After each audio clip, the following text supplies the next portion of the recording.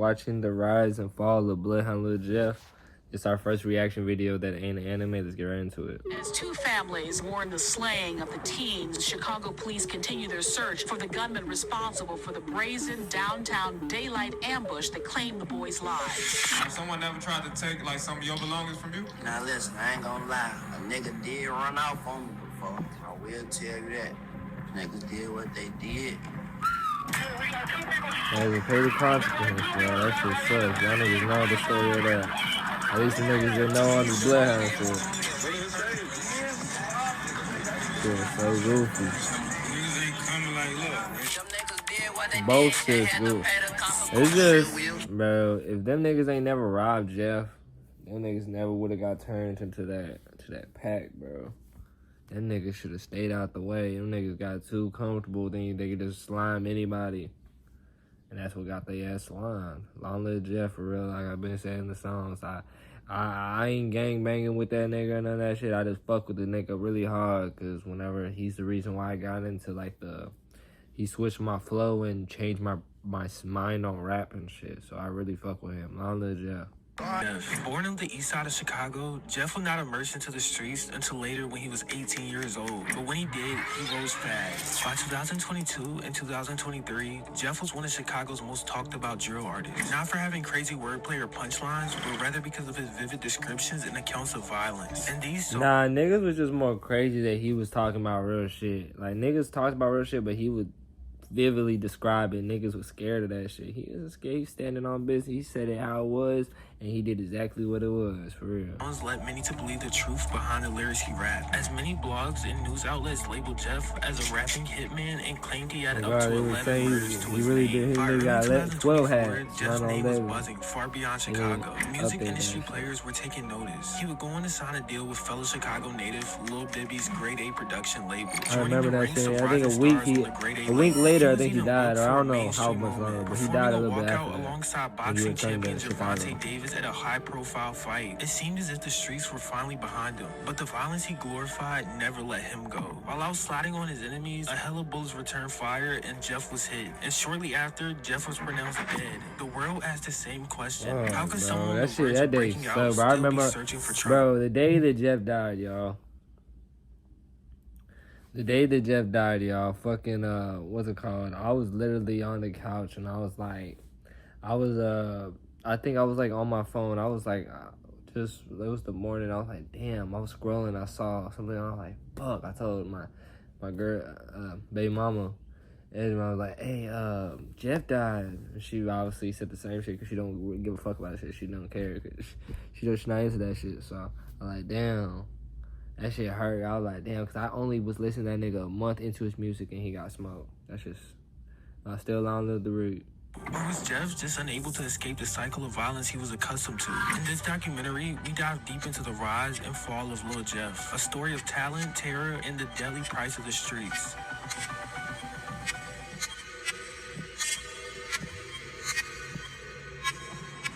July 14th, 2002.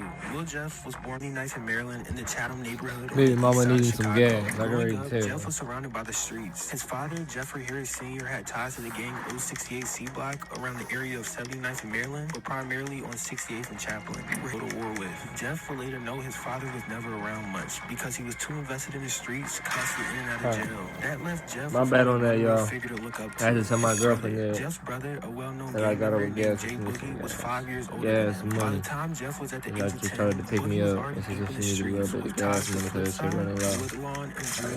Jeff saw firsthand with the by the time Jeff was around much because he was too invested in the streets, constantly in and out of jail. That left Jeff with only one real figure to look up to: his brother. Jeff's brother, a well-known gang member named That's Jay true Boogie, though. If y'all watch the interviews, it shows that he says that his brothers would let him in the streets and what taught him everything he knows now.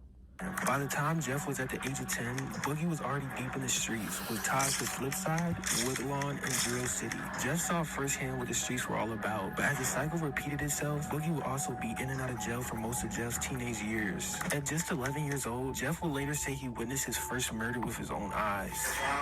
Kenny Mac, I was up. I witnessed that. We was about to late. I think ever since then I've been fucked up. That's probably what it was. And at 14, Jeff would later tell in an interview that his family's house was shot up when the rivals attempted to kill his brother. Damn, so that was like one of his friends. I think ever since then I've been fucked up. That's probably what it was. And at 14, Jeff That's would probably later one tell of in his homies or friends or just someone he saw. And that shit really does fuck you up seeing the death. Nobody knows about that shit because you can't say, y'all niggas can't say y'all all seen the death because y'all haven't. That's bull. It's bad.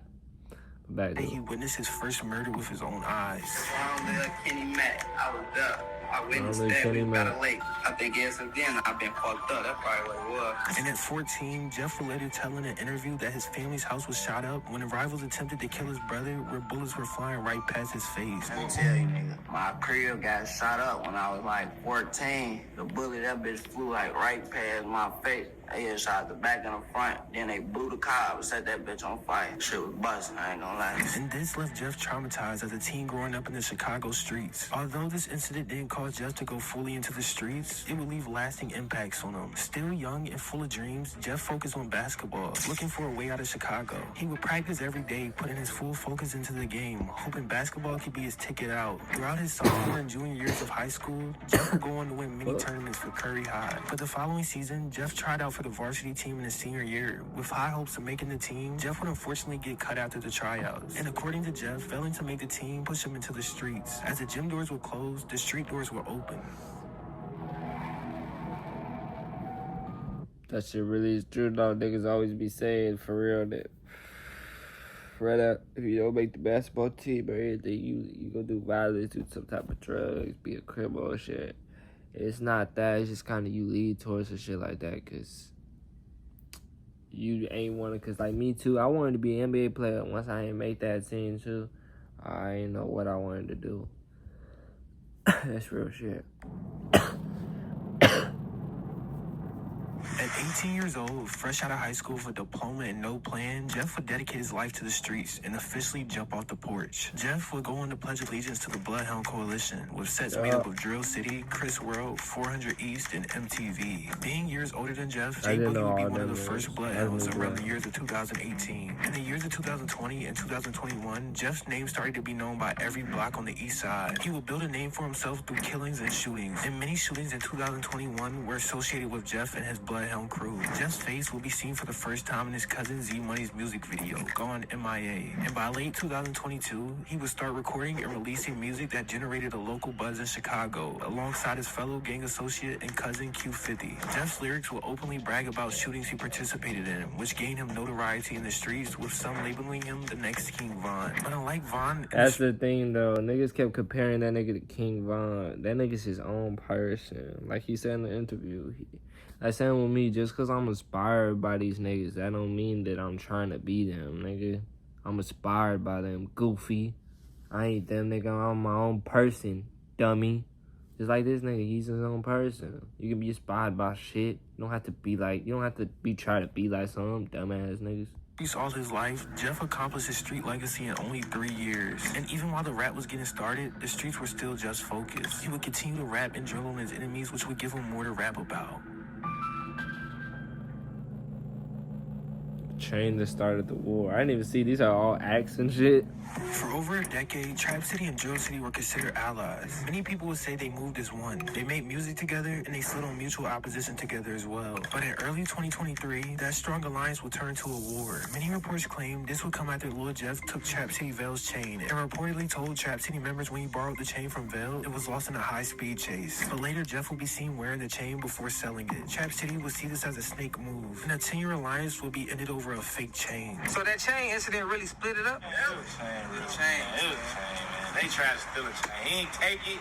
You know what I'm saying? I just feel like a nigga from our hood being friendly, let a motherfucker wear your chain. Who does that? And Trap City wouldn't take this lightly. They planned to retaliate. And on March 16, 2023, Get Back was sought. While they were searching for bloodhounds, Lil Jeff's cousin Z Money was caught on the 1300 block of East 79th Street. As he would wait in the car, someone approached and opened fire. Z Money was hit repeatedly. I didn't start seeing red after his cousin Z died. Bullet wounds after 29. Being Jeff and Q50's cousin, they wouldn't take this too well. Both Jeff and Q50 later got Z Money's name tatted on their face and also on their trigger finger. This would be the event by all accounts that turned Jeff into a relentless killer.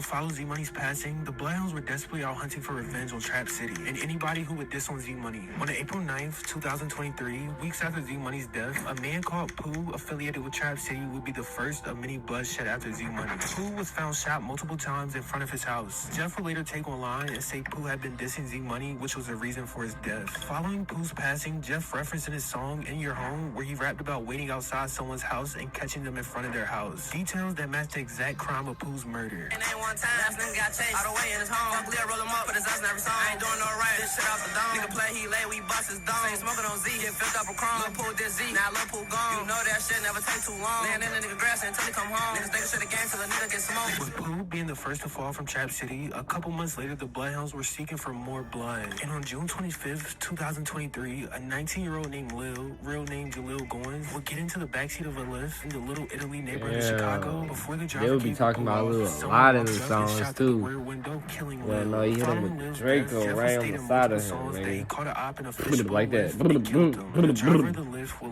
right on the side of his shit. Signs to reach the hospital and would turn to Lil, telling him that he was taking him to the hospital, where Lil said okay, which those would be Lil's last words. A couple shootings later would happen too, including TP from Trap City getting shot and Glenn from Trap City getting shot 15 times and surviving. The Bloodhounds were making it known that Z-Money's killing would not go unaccounted for. Let Z. Let me read. What's this? I don't know. V, the streets to the booth.